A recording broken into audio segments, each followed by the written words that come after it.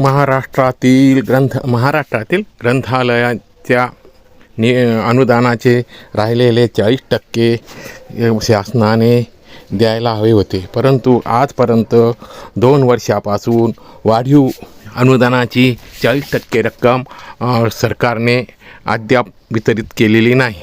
त्यामुळे या वाचनालयातील कर्मचारी